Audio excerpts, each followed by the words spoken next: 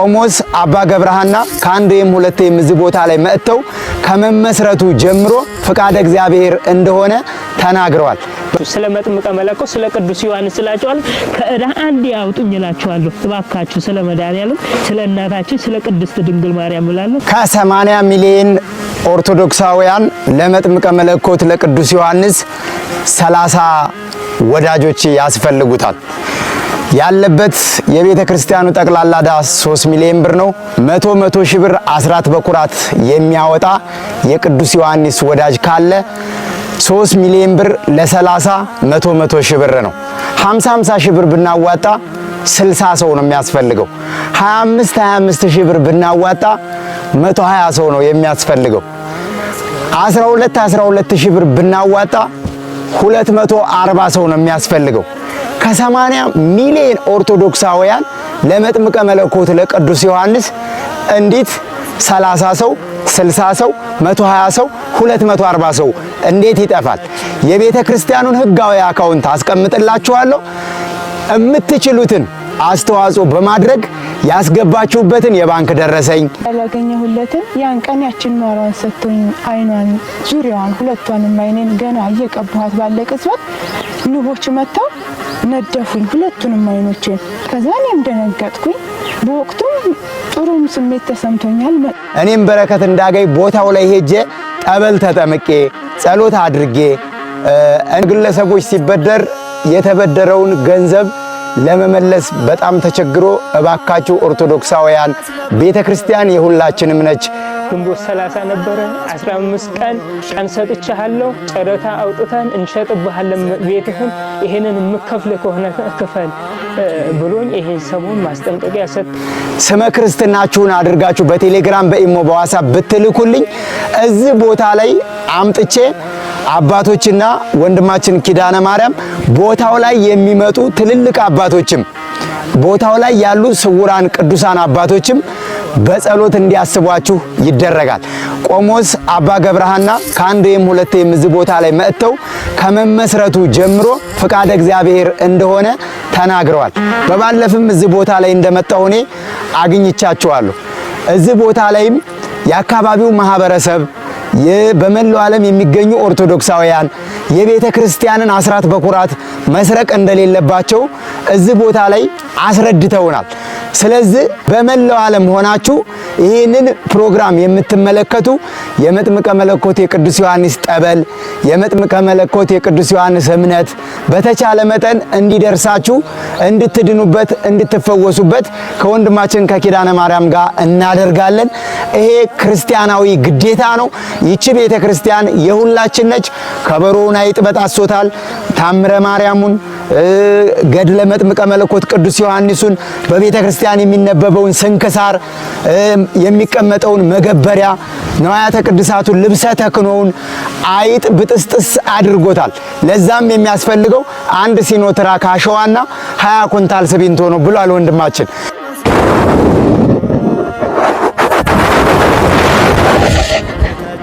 በመላው ዓለም የምትገኙ ኦርቶዶክሳውያን ዛሬ በመጥምቀ መለኮት በቅዱስ ዮሐንስ ዕለት የምንገኘው በሰሜን ሸዋ ሀገረ ስብከት በጫጫ ክፍለ ከተማ ግራር አንበሳ መጥምቀ መለኮት ቅዱስ ዮሐንስ ቤተክርስቲያን ላይ ነው።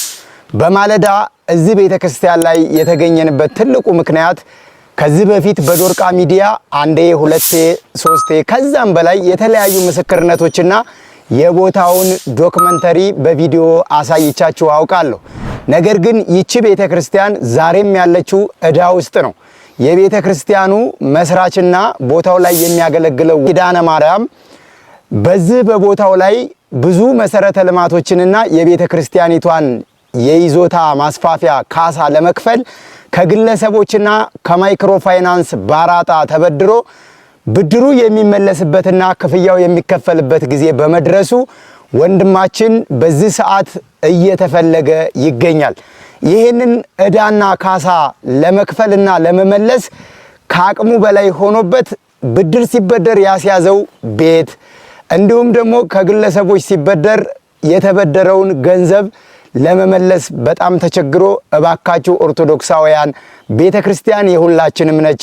ቦታው ባዕድ አምልኮ የሚመለክበት በብዙ ውጣ ውረድ ውስጥ የነበረ ቦታ ስለሆነ ነገር ግን ዛሬ እኔና እናንተ ይሄንን ተረባርበን ዕዳውን መክፈል ካልቻልን ቤተክርስቲያኒቷ ዕዳ ውስጥ ስላለች እንዴት እንደተበደረ ለምን እንደተበደረ እንዴት መክፈል እንዳቃተው ወንድማችን ኪዳነ ማርያም ይነግረናል። በቀጥታ ወደሱ ነው የምወስዳችሁ። ስትጀምሩ የመጥምቀ መለኮት የቅዱስ ዮሐንስ ውለታ ያለባችሁ ስለታችሁን የሰማችሁ በጸበሉ ተጠምቃችሁ የዳናችሁ ኦርቶዶክሳውያን እናንተ መርዳትና ማገዝ ባትችሉ እንኳ ደጋግ ኦርቶዶክሳውያን ጋር እንዲደርስ ሼር በማድረግ ተባበሩን። ያለውን ነገር እስቲ ንገረን። ለቤተ ክርስቲያን በግል መበደር፣ ቤትህን አስይዘህ መበደር፣ ባራጣ መበደር ምን አስፈለገ? ለምን ተበደርክ? እንዴት ተበደርክ? ቦታውንስ አንተ ብቻህን ይህንን ቤተ ክርስቲያን እንዴት መሰረትከው? የሚረዳህ ሰው እንዴት አጣህ? ዛሬ ላይ ይህን ዕዳ መክፈል ሲያቅትህ በዚህ ልክ ወደ ሚዲያ እንድትወጣ ያደረገህና ያነሳሳህ ከመጀመሪያው ምን እንደሆነ እስቲ ንገረን።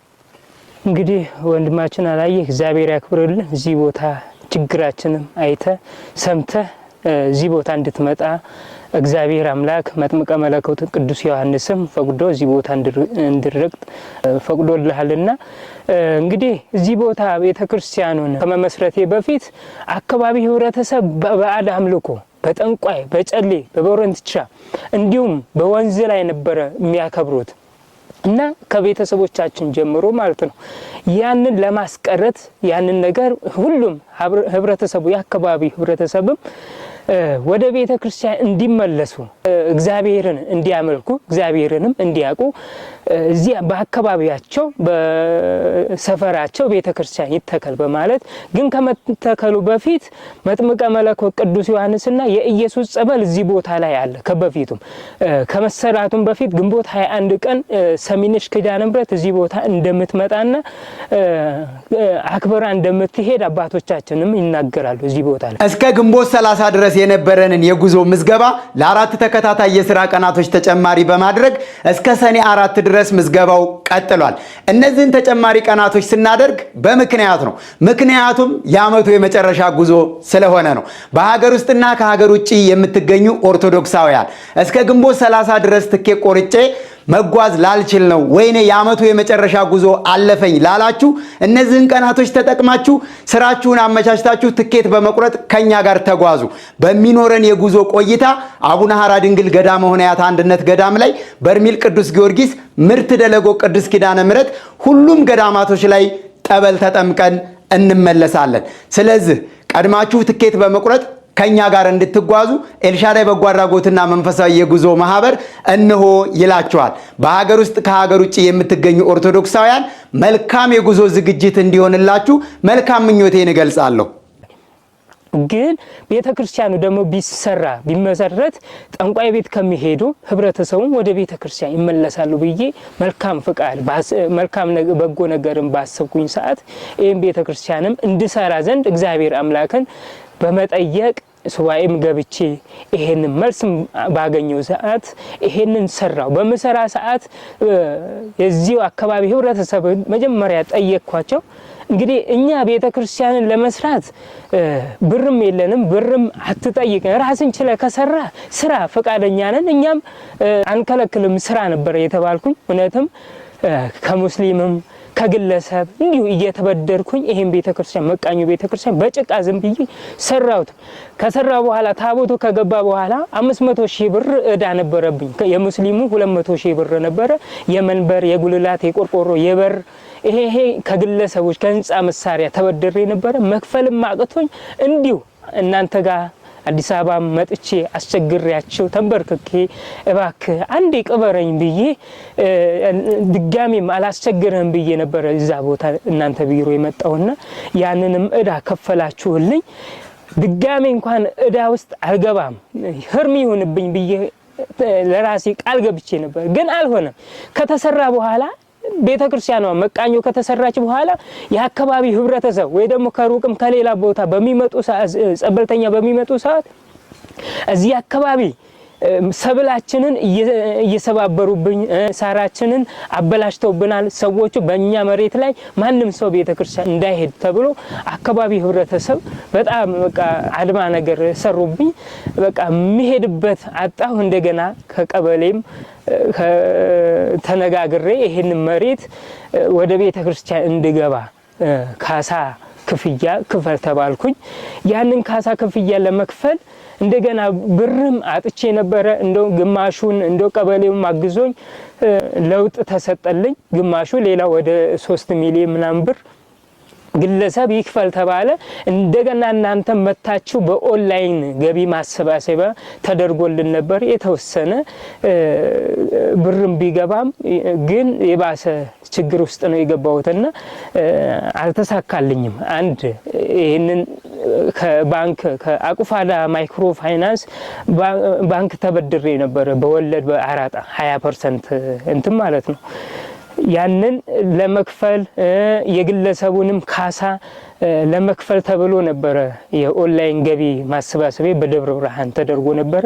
የውሎ አበል፣ የሆቴሉ፣ የአልጋው ይሄ ተብሎ የባሰ ጭራሽ እዳ ውስጥ እንድገባ ተደረግኩ እና ብዙ ፈተና ውስጥ ነው ያለውና እናንተም እንደምንም እንድታግዙኝ እናንተንም እዚህ ቦታ ጠራዋችሁና እንደው ስለመጥምቀ መለኮት ስለ ቅዱስ ዮሐንስ እንደው ሌላው ነገር ይቀር እንደው የባንኩን እዳ እንደምንም ክፈሉልኝ። የግለሰቡንም ደግሞ ግለሰቡ በቃ መግቢያ መውጫ አሳጥቶኛልና ተደብቄ ነው ያለሁት እዚህ ቦታ ላይ።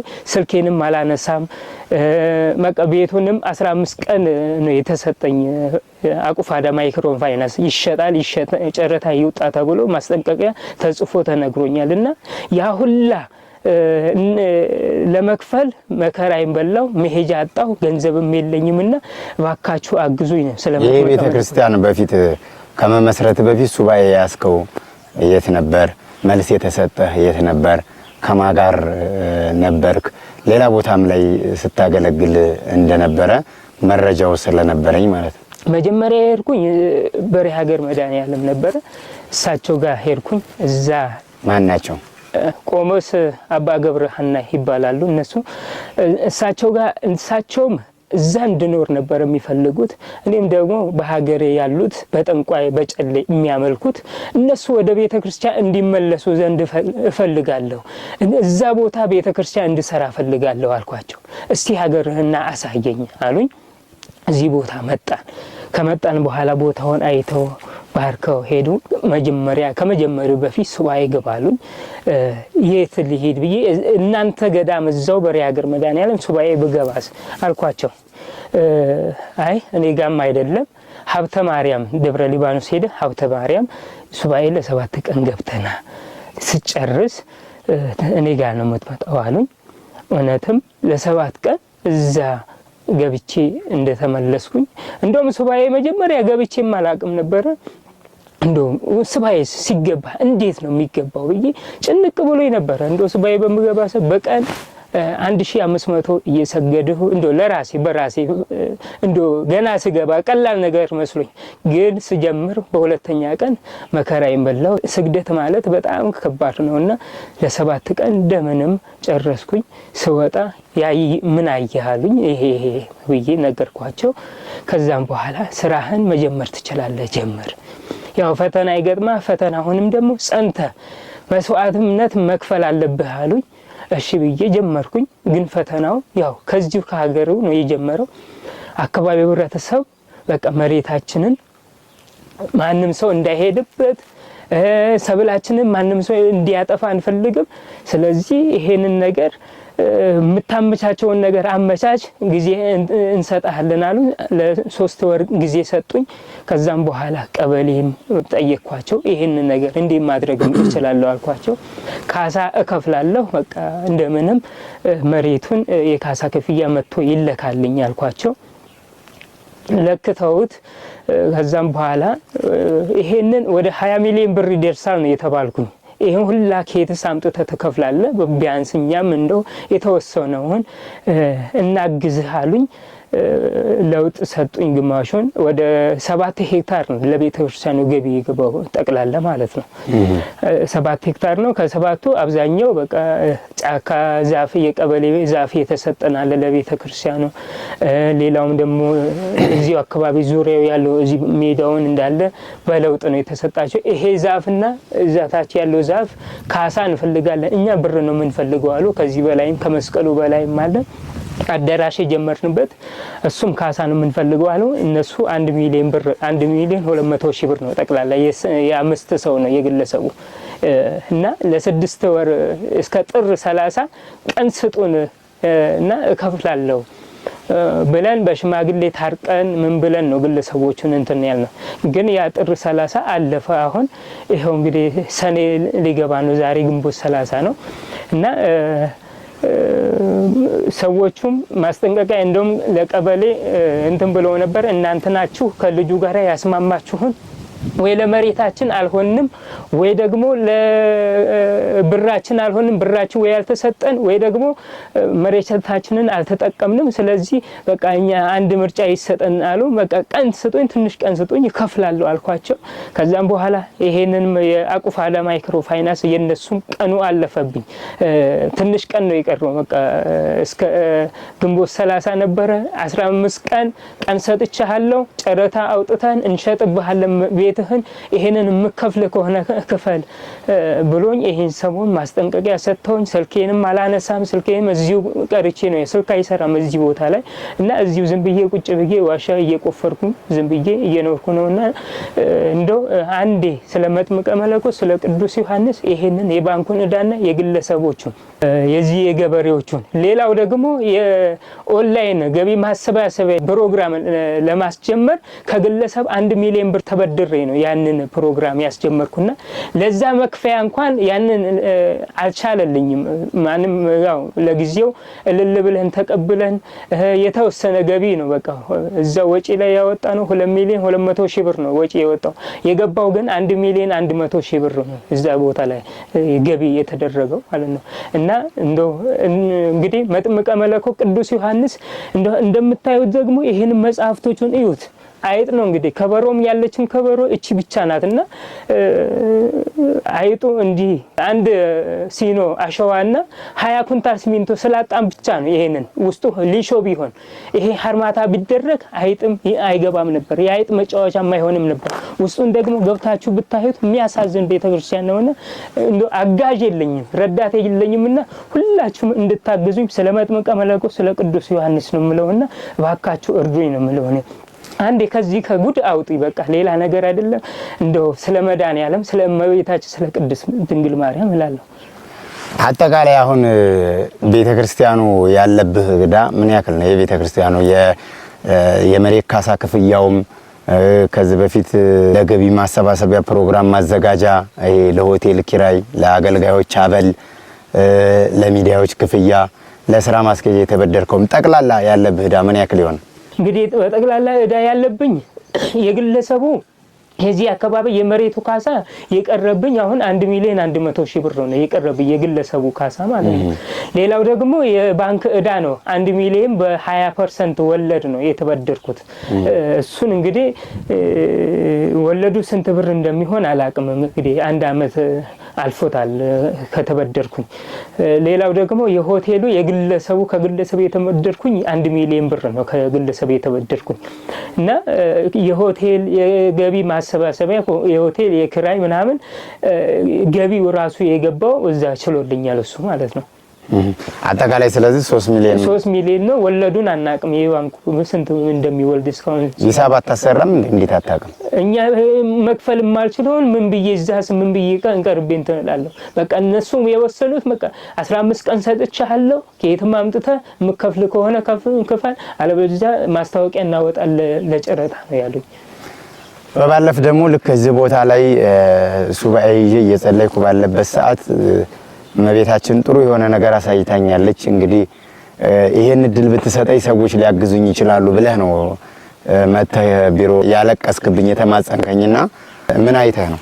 እዚህ ቦታ እንግዲህ በጣም ተጨንቄ እዳውንም መክፈልም እንዳልቻልኩ በቃ መሄጃ ማጣው በቃ መጣፋበትም ስለሌለኝ እዚሁ ቁጭ ብዬ ዋሻ እየቆፈርኩኝ እያለሁ እዚሁ ጸሎቴን እያደረስኩ እያለሁ አንድ ቀን በህልሜ ነው ሌሊት ነው እዚሁ ያው ውጪ ላይ ነው የምናድረው ትልቅ አባት ነው ግሸን ይሄድኩ ይመስለኛል ግሸን ተራራ ላይ ነው እና ልክ አረጋውያን ናቸው ትልቅ ረጅም ሽማግሌ ናቸው እንዶ ልጄ እግዚአብሔር ይባርክ እግዚአብሔር ያክብር እንዶ የምትሰራ ሁሉ ስራ ይባርክልህ ብሎ የሌለ በቃ ያመሰገነኝ እንዴ ለምንድን ነው እንዲህ የሚመርቀኝ ብዬ በውስጤ እንትን ስለው አንድ ብር ቸግሮት 10 ብር አድርገህ ስለሰጠኸው ነው አለችኝ ሴት ናት አንድ ብር ስለቸገረው 10 ብር አድርገህ ስለሰጠኸው ነው አለችኝ እንዴ 10 ብር ከሰጠሁት ይሄንን የመረቀኝማ ብዙ ብር ብሰጠውማ ምን ያደርገኛል ብዬ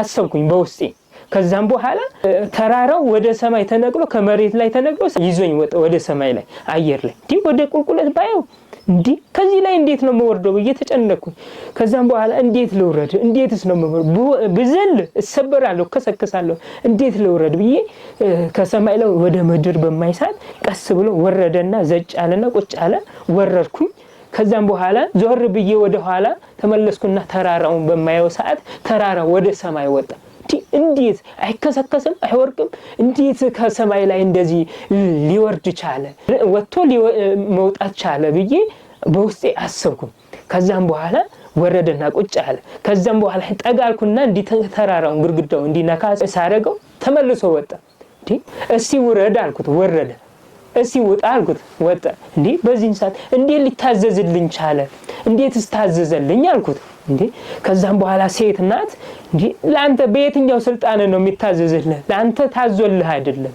እኛ ላንተ ከላይ ታዘንልህ እንዲታዘዝልህ እኛ ነን ያደረግነው እንጂ አንተ በስልጣን ማዘዝ አትችልም አለችኝ ሴቷ ስለዚህ አንተ ከአሁን በኋላ የምታደርገው ነገር በሚደረግልህ ነገር አብዝተህም አትደሰት አብዝተህም አትጮህ ስለዚህ የምታደርገው ነገር በአግባቡ ተጠቀም አለችኝና ከዛም በኋላ ወደ አንድ ሴት ነበረች ካጠገብ ወደዛ የምታለቅስ ነበር እሷንም አጽናናታለሁ ወደ እሷ ሊሄዳለችና ያቺ ሴት ወደዛ ሄደችና እኔም ብንነብዬ ተነሳው ይሄንን አየው ከዛም በኋላ ነው ወደ እናንተ መጥቼ ይሄ ነገር እዳይም ይከፈልልኝ ይሄ ከዚህ ከጭንቀቴ ወጣ ይሆን እንደው ብዬ መጥቼ እናንተንም ያው ላስቸግራችሁ የቻልኩኝ ማለት ነው የተወደዳችሁና የተከበራችሁ አድማጭ ተመልካቾቻችን እንግዲህ ዛሬ በዘመናችን አብዛኞቹ ወጣቶች ለቤተ ክርስቲያን ተበድረው አይደለም ይቅርና ራሳቸውን መምራት በማይችሉበት ሁኔታ በተለያየ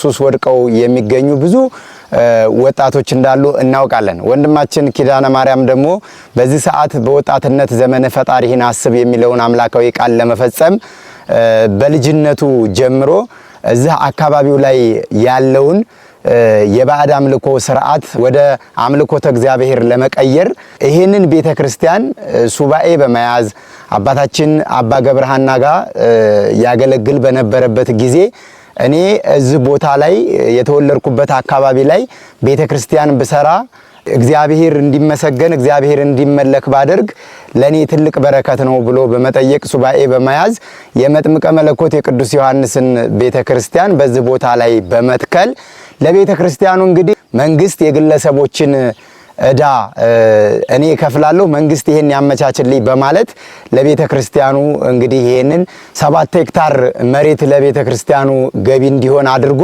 ከግለሰቦች ከማይክሮ ፋይናንስ እንዲሁም ደግሞ ያልተከፈላቸው የይዞታ ካሳም ያላቸው ሰዎች አሉ እንዳጠቃላይ ከ3 ሚሊዮን 100 ሺህ ብር በላይ ነው በዚህ ሰዓት እዳ ያለበት ይህ ቦታው ላይ እዚሁ ቤተክርስቲያኑ ላይ በራሳቸው ጊዜ መጥተው የሰፈሩ ንቦች አሉ እዚሁ ከቤተክርስቲያኑ ግቢ የማይወጣ ለኪንታሮት ለካንሰር ለግፊት ለኤችአይቪ እዚሁ ቦታ ላይ መጥተው መጥምቀ መለኮት ቅዱስ ዮሐንስን ተማጽነው በማር እምነት የዳኑ ብዙ ሰዎች አሉ ከዚህ በፊትም ምስክርነት ሰጥተዋል ዛሬም ደግሞ ከዚህ ቪዲዮ ጋር አያይዤ ማቀርብላችሁ ምስክር ይኖራል እና ይሄንን ቤተክርስቲያን ሁላችሁ በስተጀርባችን እንደምታዩት ጭቃ በጭቃ የተሰራ በቤተ መቅደሱ መጋረጃ ምንጣፍ የሌለው መጽሐፍቶችና ከበሮውን የቤተ ክርስቲያኑን ንዋያተ ቅድሳት አይጦች እየቆራረጡ እየበጫጨቁ እየተጫወቱበት ያለ ቤተ ክርስቲያን ነው።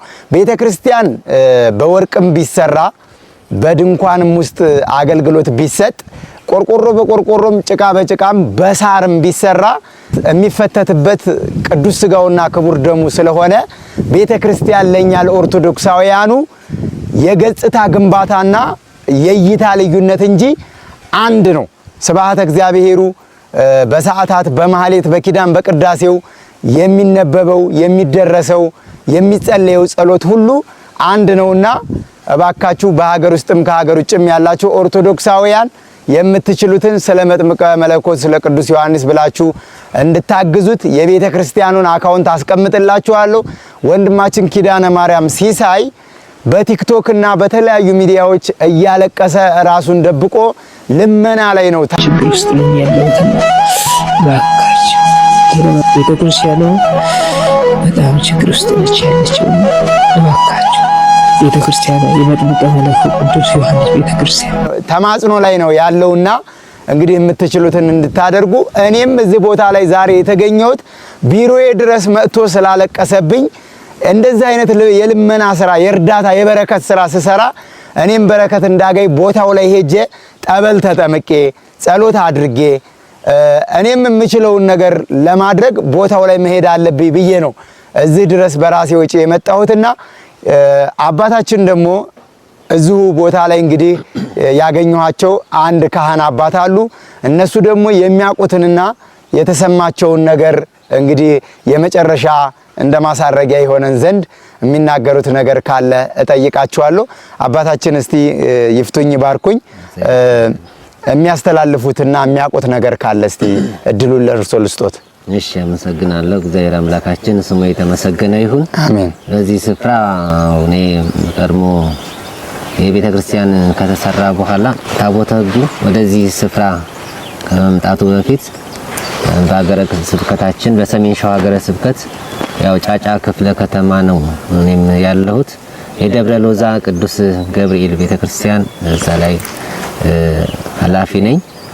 ከዛ በተረፈ ደግሞ እዚህ ቦታ ላይ እኔ ብዙ ችግር ላይ ነኝ ያለሁት የሚል ነገር ያው ኪዳነ ማርያም እንደኔም ስለነገረኝ ከዛ ቦታ በጠዋት ተነስቼ ያው ወደዚህ ቦታ መጥቻለሁ። ለዚህ ቦታ እኔ በፊት የምማቀው ቤተክርስቲያኑ ተሰርቶ ታቦተ ሕጉ በሚገባበት ጊዜ ታቦተ ሕጉን ከሀገረ ስብከቱ አክብሬ ወይም ተሸክሜ የመጣሁት እኔ ነኝ። ጽላት ወደዚህ ቦታ እንዲገባ ሲደረግ ማለት ነው። እና ይሄንን ደግሞ ትልቅ ለኔ በረከት ነው። በዚህ ቦታ ላይ ብዙ ሰዎች እንደተፈወሱ አውቃለሁ። ንብ እንዳለ ማርም ብዙዎች እየመጡ እየተፈወሱ ነውና ወንድማችን ኪዳነ ማርያም ከሁሉ በላይ እኔ ደስ የሚለኝ የራሱን ቤት ትቶ ይሄንን ቤተክርስቲያን ነው እያቀና ያለው። ለምን ቢሉ ያው ቀድሞም ሱባኤ ይዞ ነበረ። በሱባኤው መሰረት ደግሞ እዚህ ታላቅ ቤተክርስቲያን ለመስራት አስቧል። ግን ምንም ሳይኖረው ነው ምንም ነገር ሳይኖረው የራሱን ቤት እንትን ብሎ አሲዞ ካርታውን አሲዞ ፕላን አሲዞ ለዚህ ቤተክርስቲያን ነው ማደርገው ብሎ እንግዲህ ዛሬ በችግር ላይ ነው ያለው። እሱን ደግሞ መርዳትም ስላለብኝ ቢያንስ የተወሰነ በገንዘብ ምረዳው የለኝም፣ ግን እንደዚህ በሐሳብ ለመርዳትና አንዳንድ ነገሮችን ለመናገር ነው። እኔ በዚህ ቦታ ላይ በእውነት ትልቅ ፈውስ ነው እየተካሄደ ያለው። ከዛ በተረፈ ደብረ ሊባኖስም ሌላም ጉዞ እንደዚህ አብረን እንሄድ ነበርና በዛ ምክንያት ነው ዛሬ እኔ አሁን ሌላ ትምህርትም ነበረኝ በቴዎሎጂ የቅዱስ ባስልዮስ መንፈሳዊ ኮሌጅ እዛ የአንደኛ ዓመት ተማሪ ነኝ፣ ደቀ መዝሙር ነኝ ማለት ነው። እዛ ላይ አሁን ትምህርቴንም ትቼ ወደዚህ የመጣሁበት ምክንያቱ ይሄ ነውና በእውነት ልጃችንን በተቻለ መጠን እንግዲህ መጥምቀ መለኮት ቅዱስ ዮሐንስ ያው በእውነት እግዚአብሔር ያከበረው ሴቶች ከወለዷቸው መካከል አንተን የሚበልጥህ የሚተካከልህ የለም የተባለ ነው። አማን አማን ብለክሙ ተንሳም ትውልድ አንስ ዘያቢም ዮሐንስ መጥምቅ ከመጥምቀ መለኮት ከቅዱስ ዮሐንስ የሚበልጠው የሚስተካከለው የለም ተብሎ በጌታ የተነገረለት ነው። ብዙ ፈውስ የሚገኝበት ነው። በፊት ሸንኮራ ዮሐንስ እንዲህ ነበር ምን ሄደው። ዛሬ ግን እዚህ ቦታ ብዙ ምእመናን እየመጡ እየተፈወሱ ነው ያሉት እና ይሄንን ስራ የሰራው ኪዳነ ማርያም ነው። ይሄ በእውነት ለራሱ እየተቸጋገረ ለራሱ ሰውነቱን እያስጨነቀ ነው ይሄንን ስራ እየሰራ ያለውና እውነት ምእመናን ይሄንን ነገር በእውነት እናንተ ሚዲያዎች እዚህ ቦታ መጣችሁ ይሄንን ነገር ስራ መስራት ማለት ትልቅ በረከት ነው ለእናንተና መጥምቀ መለኮት እሱ ይጠብቅልን ልጃችን እንግዲህ በተቻለ መጠን እንድትረዱልን ነው። ዞሮ እኮ ይሄ ጉዳይ የቤተ ክርስቲያኗ ነው። እሱ ቦታው ላይ መስራች ስለሆነ በዋናነት በግንባር ቀደም መሆን አለበት ብሎ ከዚህ በፊት ሶላር ሲገዛ ለቤተ ክርስቲያኑ ጣሪያ ቆርቆሮ ሲለብስ ከሙስሊም ሳይቀር ከህንፃ መሳሪያ ዱቤ ማቴሪያሎችን በማምጣት እንደዚሁ በሚዲያ ሽፋን ሰጥልኝ ብሎ ይመጥቻለሁ። እስከዚህ ድረስ ኃላፊነቱን ወስዶ ቤቱን እስከ ማስያዝ ድረስ የሚኖርበትን ቤት አስይዞ ብድር እስከ መበደር ከግለሰቦች ደግሞ ይህንን የመሬት ይዞታ እንግዲህ ቤተ ክርስቲያኑ ከተሰራዋ በኋላ ወደ ቤተ ክርስቲያኑ ቅጥር ግቢ ማንም ሰው መጥቶ ጠበልም እንዳይጠመቅ አገልግሎትም እንዳያገኝ መንገድ ተከለከለ። ስለዚህ ይሄንን የግለሰቦችን መሬት ገዝቶ የቤተ ክርስቲያኑ አድርጎ ነው ምእመናን እንዲወጡ እንዲገቡ ማድረግ ያለበት። እኔ አሁን ይሄ በገባይ ልክ ነው የምናገረው እና ይሄዳ የሱ ተብሎም አይታይም። የቤተ ክርስቲያኒቷ እዳ ነው። መሬቱ የቤተ ክርስቲያኑ ነው። በቤተ ክርስቲያኑ ስም ነው ካርታ የሚሰራ። ይዞታው ለቤተ ክርስቲያን ነው። ትውልድ ያልፋል፣ ትውልድ ይተካል። ይሄ ልጅ ነገ ቢሞት ቢሄድ ከዚህ ቤተ ክርስቲያን በቃኝ ብሎ ወደ ሌላ ቦታ ቢሄድ ይዞታው ሁሉ ነገር ባለበት ተከብሮ ለቤተ ክርስቲያኗና ለትውልድ ነው የሚሰጠውና ይሄንንም እናንተ በበላይ ያላችሁ አካላቶች ስለሆናችሁ በደንብ አድርጋችሁ እንደው ከተቻለ ከሀገረ ስብከትም ከወረዳ ቤተ ክህነትም በጀት ወጪ እስከማድረግ ድረስ እገዛ የሚደረግበት ጉዳይ ነውና እናንተም እንደው ባጽንኖት ብትመለከቱት እላለሁ። አባታችን ልክ ነው። አሁን እሱ እንደ አስተዳዳሪነትም እንደ መምራትም ቤተ ክርስቲያን እየመራ ያለው እሱ ነው። ምንም ገቢ ሳይኖረው ነው እየመራ ያለው። እየለመነ ነው ከህብረተሰቡ ካንዱ እየሄደ እየለመነ ታቦት በሚነክስበት ቦታ ቆሞ እየለመነ ነው። ፀሐይ እየበላው ነው እንትን እያለው ይሄ ቤተ ክርስቲያን እየሰራውና አሁን እሱ ሌላ አስተዳዳሪ ኖሮት የቤተ ክርስቲያን ሌላ አብሮ እንትን የሚል ሰው የለም። ብቻውን ነው እየሰራ ያለው። ብቻውን ደግሞ ሰው በመስራት ያከባቢውም ሰው ብዙም እየረዳው አይደለም ያለው። እሱ እየረዳው ያለው ጸበልተኛው የሚመጣው በጸበልተኛ ነው እየረዳው ያለው የተወሰነ። ያው ደግሞ የሚመጣው ተጓዥ ብቻ ነው ያለውና ይሄን ደግሞ አብዛኛው በሚዲያ እናንተ የተወሰነ እገዛ ብታደርጉት በሀገረ ስብከቱም ደግሞ ሀገረ ስብከቱም እንግዲህ ይሄንን ሚዲያ የሚከታተል ሰው ሁሉ ያው ይሰማል ማለት ነው የሱን ችግር። እውነትም ያው ያለው በክፍለ ከተማው ነው ይሄ ያለው። በክፍለ ከተማው ደረጃ ደግሞ እውነትም የክፍለ ከተማው ዋናው ስራ አስኪያጅ እሳቸው መጥተው እዚህ ቦታ ብዙ ነገር እያስተላለፉ ነው ያሉት። ግን ያው ይሄንን ደግሞ ወዳለ መመለስ ያው እያስቸገራቸው ይመስለኛል። ዞሮ ግን በሀገረ ስብከቱም ቢታሰብበት ጥሩ ነው። ወንድማችን ኪዳነ ማርያም የመጨረሻ ጥያቄ ነው። ቤተ ክርስቲያኑ አሁን እንደው ስብሐተ እግዚአብሔሩ እንዳይቋረጥ ምን እየተደረገ ነው? አገልግሎትስ እንዴት ነው እየተሰጠ ያለው? ቅዳሴው መቼ ነው የሚቀደሰው?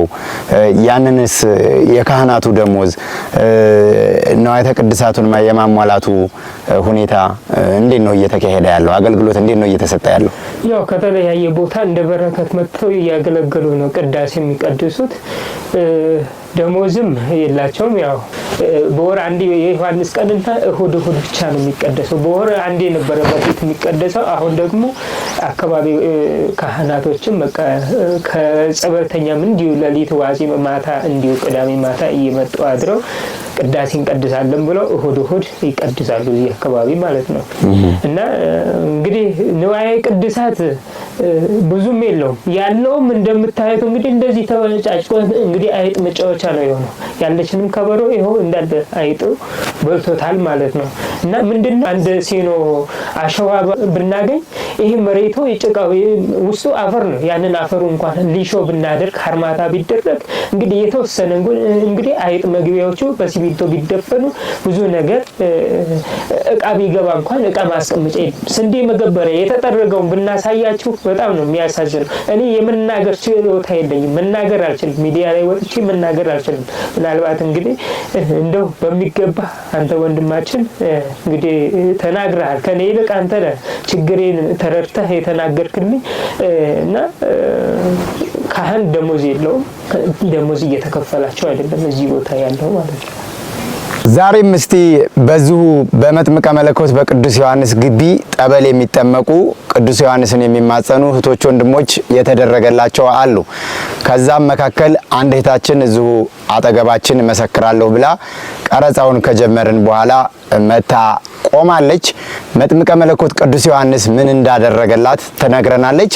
በእርግጥ መጥምቀ መለኮት ቅዱስ ዮሐንስ ጌታን ያጠመቀ በጌታችን በመድኃኒታችን በኢየሱስ ክርስቶስ የተነገረለትና የተመረጠ ጌታችን መድኃኒታችን ኢየሱስ ክርስቶስን በ6 ወር የሚበልጠው ሴቶች ከወለዱት እንዳንተ የሚሆን አንተን የሚተካከል የለም የተባለለት ከመቤታችን ከቅድስት ድንግል ማርያም በታች 55 ትውልድን የሚያስምር ቃል ኪዳን የተሰጠው ስለ መጥምቀ መለኮት ስለ ቅዱስ ዮሐንስ በዚህ መድረክ አይደለም በመጽሐፍ ጽፎና ተርኮ መግለጽ የማይቻል ሐዋርያና ሰማዕት ነው። ስለዚህ መጥምቀ መለኮት ቅዱስ ዮሐንስ ዛሬም እኔና እናንተ በጠራነውና በፈለግነው ጊዜ ለሁላችን የሚደርስ እንኳን በስሙ የተሰየመውን ጠበል ተጠምቀን ይቅርና መጥምቀ መለኮት ቅዱስ ዮሐንስ በተሰጠህ ቃል ኪዳን እርዳን አግዘን ብንለው እንደ መጥምቀ መለኮት እንደ ቅዱስ ዮሐንስ ቃል ኪዳን የተገባለት ነብይም ሐዋርያም ጻድቅም ሰማዕትም የሚተካከለው የለም። ስለዚህ እህታችን በመጥምቀ መለኮት በቅዱስ ዮሐንስ ምን እንደተደረገላት ትነግረናለች። ነይ እስቲ እህታችን የተደረገልሽን ነገር እንድትነግሪ እስቲ ስምሽን ንገሪን፣ ከየት እንደመጣሽ እዚህ ቦታ ላይ መቼ እንደመጣሽና መጥምቀ መለኮት ቅዱስ ዮሐንስ ምንድነው ያደረገልሽ? እስቲ ይሄ ሚዲያ ለሚከታተሉ ኦርቶዶክሳውያን አጋሪልን። በቅድሚያ እድሉ ስለተሰጠኝ በግራር አንበሳ ቅዱስ ዮሐንስ አመሰግናለሁ። ሲቀጥል ስሜ እህተ ገብርኤል እባላለሁ። የመጣሁትኝ ከደብረ ብርሃን ነው። ስለ ግራር አንበሳ መጥምቁ ዮሐንስ በአካባቢ ከሚኖሩ ነዋሪዎች በርካታ መልካም ነገሮችን ሰምቻለሁ። በቅርብ ከሚኖሩ ከኔ ከጎረቤቶቼ ኪንታሮት ህመምን እንደዳኑ፣ የተለያዩ የደም ግፊትን፣ የተለያዩ ደዌዎች እንደተፈወሱ ሰምቻለሁ፣ ስሰማም ቆይቻለሁ። ነገር ግን እየሰማሁ እንኳን ወደዚህ ቦታ ለመምጣት አንድም ቀን አስቤም አላውቅም ነበረ። ልቦናዬም ወደዚህ አስመልክቶኝ አያውቅም ነበረ። በአጋጣሚ ግንቦት 11 ቀን ወደ ደብረ ሊባኖስ ጉዞ አድርጌ ነበረ። ከዛ ስንመለስ ጉዞ የሚያደርግነው ከወንድማችን ኪዳነ ማርያም ጋር ነበረ። እዛም በደረስንበት ጊዜ ቅዱስ ዮሐንስ ምንም የማውቀው ነገር የለም። እዚህም ተአምሩ ቦታውም እዚህ አካባቢ እንደሆነ አላውቅም ነበር። ነገር ግን የደብረ ሊባኖስን ክብረ በዓል አክብረን ማታ ላይ እቃችንን በምንሸክፍበት ጊዜ ከእሳቸው የተላለፈልን መልእክት ምንድነው? እዚህ ቦታ ዮሐንስ የሚባል አለ፣ እግረ መንገዳችንን አይታችሁ ትሄዳላችሁ ብሎ ባላሰብኩበት ሰዓት እግዚአብሔር በፈቀደው እኔ ባሰብኩት ባይሆን እሱ ባሰበው ሰዓት እዚህ ቦታ ላይ አብረናቸው ከሄድናቸው አንድ መኪና ሰዎች ጋር መጣን። ቦታውንም አየን። ጸበሉን ስለ ቦታው ተአምርም ታሪክም ካሉት አባቶች ተነገረን፣ ሰማን። ፈዋሽ የሆነውን ጸበሉንም ገብተን ተጠመቅን። ተጠምቀን ከጨረስን በኋላ በገዳሙ አካባቢ ባሉ ንቦች ገዳሟ በንብ የምትጠበቅ በአናብስት ትጠበቅ መሆኗን ታሪኩን ተረዳን። በገዳሙ አካባቢ ካሉ ንቦች ከወጣው ማር በመድኃኒትነት ወይም በፈዋሽነቱ ስለሚታወቅ ሰጡን። ያንን ማር ደዌ ያለበት ቦታ፣ ቁስል ያለበት ቦታ፣ የሚሰማችሁ ቦታ ቀቡት አሉ። እኔም ያችን የተሰጠችኝ አንድ ማንኪያ ማር አይኔን ለብዙ ዓመታት ያመኛል። የበሽታዬ መነሻ የማጅራት ገትር በልጅነቴ የ5 ዓመት ህፃን ሆኜ የማጅራት ገትር በሽታ ይዞኝ ለዛ የወሰድኩት መድኃኒት አይኔ ላይ ህመም ጥሎብኝ ለ42 ዓመት መድኃኒት እየተጠቀምኩ ነው የኖርኩትኝ። 42 ዓመት ሙሉ መነጽርም ከአይኔ ላይ አይለየኝም። በቀን 3 ጊዜ መድኃኒት እንጠቀማለሁ በእድሜ ዘመኔ ሙሉ። ነገር ግን መፍትሄ ያላገኘሁለትን ያን ቀን ያችን ማሯን ሰጥቶኝ አይኗን ዙሪያዋን ሁለቷንም አይኔን ገና እየቀባኋት ባለ ቅጽበት ንቦች መጥተው ነደፉኝ ሁለቱንም አይኖቼን። ከዛ እኔም ደነገጥኩኝ። በወቅቱም ጥሩም ስሜት ተሰምቶኛል፣ መጥፎም ስሜት። ቅዱስ ዮሐንስ እኔ ንጹህ ሳልሆን መጥቼ ይሆን በንቦች እንድነደፍ ያደረከኝ ብዬም እስከ መጠየቅም ደርሻለሁኝ። ለምን እስከ ሰው ተለይቶ በመኪና ውስጥ ወደ 30 የሚሆኑ ከኛ ጋር የመጡ ተጓዦች አሉ። ከነሱ ለይተ እኔን እንዴት ልታስነድፈኝ ቻልክ? ንጹህ ሳልሆን ቀርቼ ነው? ለቦታው ማልመጥን ሆኜ እውነት ኃጢአት ኖሮብኝ መጥቼ ነው ብዬ መጥምቀ መለኮትን ጠይቄያለሁ። ነገር ግን በአካባቢው ካሉ አባቶች የተነገረኝ ምንድነው? ከህመምሽ ባለሽ ምክንያት መፍትሄ ነው፣ ምልክት ነው ያሳየሽ አሉ። እኔም በመጠራጠር ሊሆንም ይችላል ላይሆንም ይችላል ብዬ በመጨረሻ ድጋሚ ማሩ ተበጥብጦ በጸበል ተሰጠኝ። 2 ኩባያ ነው የጠጣሁት። ኖርማል የሆንኩ ሴትዮ ሰውነቴ ሁሉ በደቂቃ ነው ቅይይር ያለው። ከዛም ከደቂቃዎች በኋላ ቮሚት ማስቀመጥ ስሜት ተሰማኝ። ለ2 ቀናት ያክል ቤቴም ከገባ በኋላ ሁለቱም አይኔ ድፍን ብሎ በቃ መጥምቀ መለኮት ቅዱስ ዮሐንስ እዛ ቦታ ያስረገጥከኝ አይኔ ልታጠፋው ነው ወይስ ለምህረት ነው ብዬ ማልቀስ ጀመርኩኝ። ከዚች ከቦታዋ የወሰድኳት እምነትና ጸበል ነበረች። ያንንም ለሳምንታት ያህል እየደጋገምኩ ስንቀባው አይኔ አብጦም የነበረው ወደ ቦታው ሄደ። በሌላ ጊዜ ያመኝ የነበረው አይኔን በሚያመኝ ጊዜ ስራዬ መምህር ነኝ።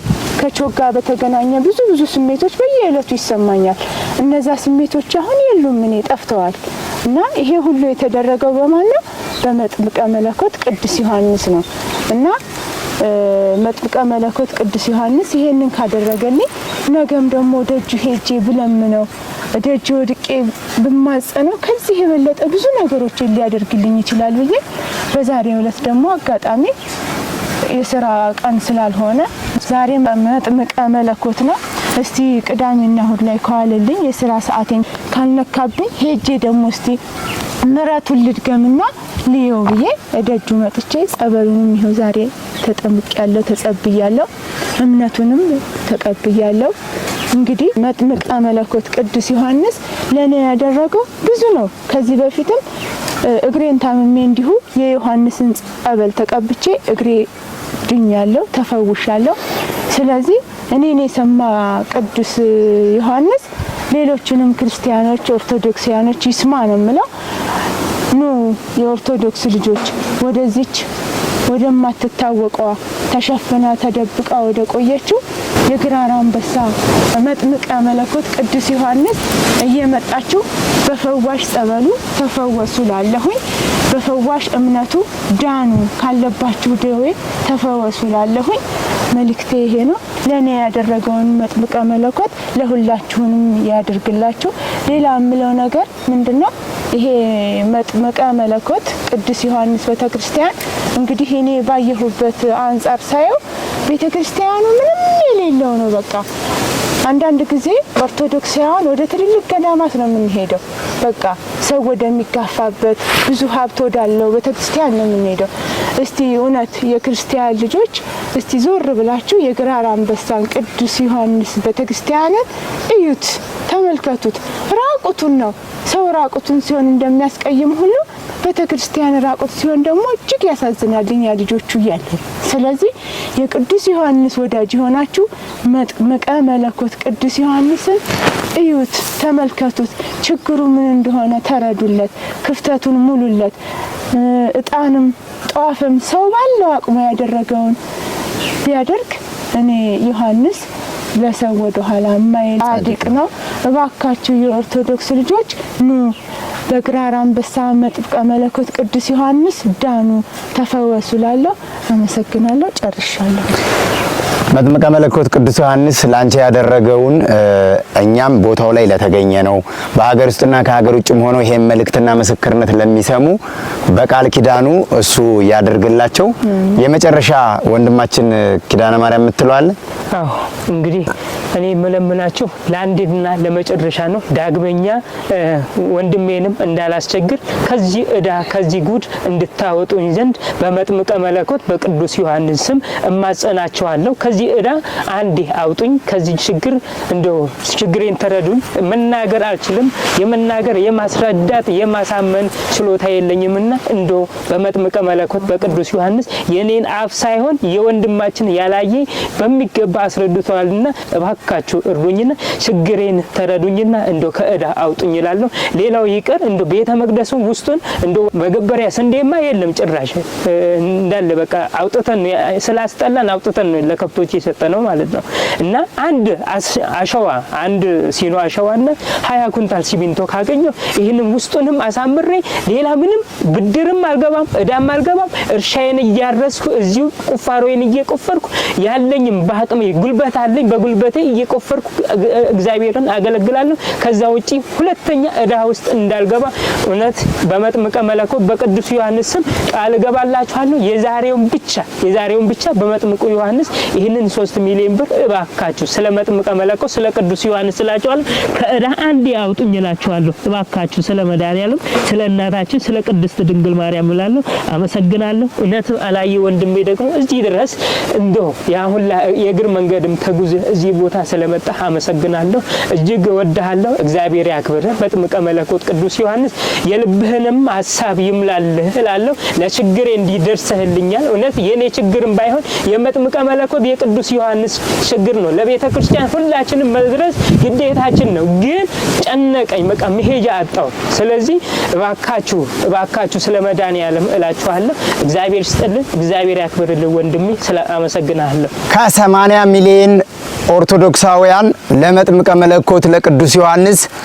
30 ወዳጆች ያስፈልጉታል ያለበት የቤተ ክርስቲያኑ ጠቅላላ ዕዳ 3 ሚሊዮን ብር ነው 100 ሺህ ብር አስራት በኩራት የሚያወጣ የቅዱስ ዮሐንስ ወዳጅ ካለ 3 ሚሊዮን ብር ለ30 100 ሺህ ብር ነው 50 ሺህ ብር ብናዋጣ 60 ሰው ነው የሚያስፈልገው 25 ሺህ ብር ብናዋጣ 120 ሰው ነው የሚያስፈልገው 12 ሺህ ብር ብናዋጣ 240 ሰው ነው የሚያስፈልገው ከ80 ሚሊዮን ኦርቶዶክሳውያን ለመጥምቀ መለኮት ለቅዱስ ዮሐንስ እንዴት 30 ሰው 60 ሰው 120 ሰው 240 ሰው እንዴት ይጠፋል የቤተ ክርስቲያኑን ህጋዊ አካውንት አስቀምጥላችኋለሁ እምትችሉትን አስተዋጽኦ በማድረግ ያስገባችሁበትን የባንክ ደረሰኝ ስመ ክርስትናችሁን አድርጋችሁ በቴሌግራም በኢሞ በዋትስአፕ ብትልኩልኝ እዚህ ቦታ ላይ አምጥቼ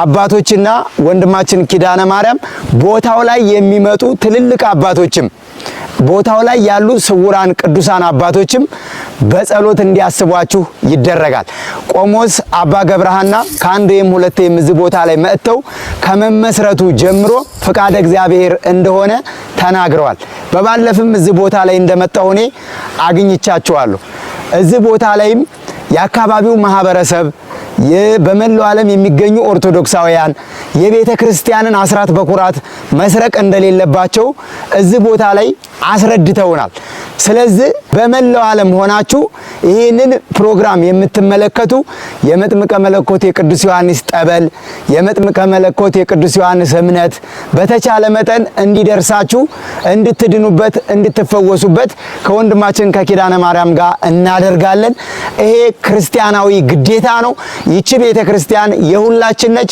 ከበሮውን አይጥበጣሶታል ታምረ ማርያሙን ገድለ መጥምቀ መለኮት ቅዱስ ዮሐንስን በቤተ ክርስቲያን የሚነበበውን ስንክሳር የሚቀመጠውን መገበሪያ ንዋያተ ቅዱሳቱን ልብሰ ተክኖውን አይጥ ብጥስጥስ አድርጎታል ለዛም የሚያስፈልገው አንድ ሲኖትራክ አሸዋና 20 ኩንታል ሲሚንቶ ነው ብሏል ወንድማችን ይሄንንም ማድረግ የምትችሉ የቅዱስ ዮሐንስ ወዳጆች አቅማችሁ በፈቀደ እጃችሁን እንድትዘረጉ ማሳሰብ ፈልጋለሁ ስለነበረን ጊዜ ስለማይነገር ስጦታው አምላካችን እግዚአብሔር ስሙ የተመሰገነ ይሁን አምላካችን እግዚአብሔር አገራችን ኢትዮጵያና ህዝቦቿን ይባርክ እኔ በዚሁ ጨርሻለሁ አባታችን የመጨረሻ የሚያስተላልፉት አባታዊ መልእክት ካለ እድሉን ልስጦትና እንጨርሳለን እንግዲህ በማቴዎስ ወንጌል ላይ ምዕራፍ 11 ላይ ምዕራፍ 5 ላይ ያያችሁትና የሰማችሁትን ሄዱና ለዮሐንስ ንገሩት ተብሏል እንግዲህ ሄዳችሁ ለዮሐንስ ንገሩት የተባለው ያላችሁን የልባችሁን አውነታችን እንደተባለው እሷም የልቧን በመንገሯ ይኸው ከደዌዋ ተፈውሳለች። ሄዳችሁ ያያችሁትን የሰማችሁትን ደንቆሮዎች ይሰማሉ፣ ዕውራን ያያሉ፣ ለምጻኖች ይነጻሉ ተብሎ የተነገረለት ለቅዱስ ዮሐንስ ነው። በሱ ጸሎት ነው። የሱስ ጸሎት ደግሞ ታላቅ ነው። ጌታን ያጠመቀ ቅድም እንዳልከው ጌታን ያጠመቀ ታላቅ ሐዋርያና ሰማዕት ነው። ይሄ እና እግዚአብሔር ጸጋ የተሰጠው ገና ከሕፃንነቱ ጀምሮ መናኝ ነው። ለዛ ነው እሱንም መናኝ አድርጎ እዚህ ቦታ ያስቀመጠው። ስለዚህ በእውነት ክርስቲያኖች እናንተም ደግሞ እንግዲህ ይሄ ልጅ የትም መቅረት የለበትም። ለቤተ ክርስቲያን ብሎ ራሱን አሳልፎ ጌታ አሳልፎ ራሱን እንደሰጠ እሱም ለቅዱስ ቤተ ክርስቲያን ራሱን አሳልፎ እየተሰጠ ነው፣ እየተፈለገ ነው ያለው። ለመታሰር ነው ማለት ነው። ስለ ቤተ ክርስቲያን ራሱን አሳልፎ እየሰጠ ነው። ዛሬ ክርስቲያኖችም እየተጨፈጨፉም ቢሆን እሱ ደግሞ ራሱን ደግሞ አንድ ሰው ራሱ ሰማዕት ማለት ራሱን ለቤተ ክርስቲያን አሳልፎ መስጠት ስለሆነ በተቻላችሁ መጠን ያው ይሄንን ሚዲያ የምትከታተሉ ለዚህ ለልጃችን ለኪዳነ ማርያም በእውነት እንድትራዱ ነው። እኛም በተቻለ መጠን በአካባቢያችን ለመራዳት እንሞክራለን። እግዚአብሔር ከሁላችን ጋር ይሁን። እናንተንም ደግሞ በእናት ይሄንን አክብራችሁ በመምጣታችሁና ይሄንን ሚዲያ በመቅረጻችሁ ትልቅ ነገር ነውና እግዚአብሔር ጸጋ በረከቱን ይስጣችሁ ነው። አድማጭ ተመልካቾቼ ሁልጊዜ ስለምታደርጉልኝ ትብብር ከልብ አመሰግናለሁ። በሌላ ፕሮግራም እስከምንገናኝ ድረስ ሁላችሁም በያላችሁበት ቸር ሰንብቱ።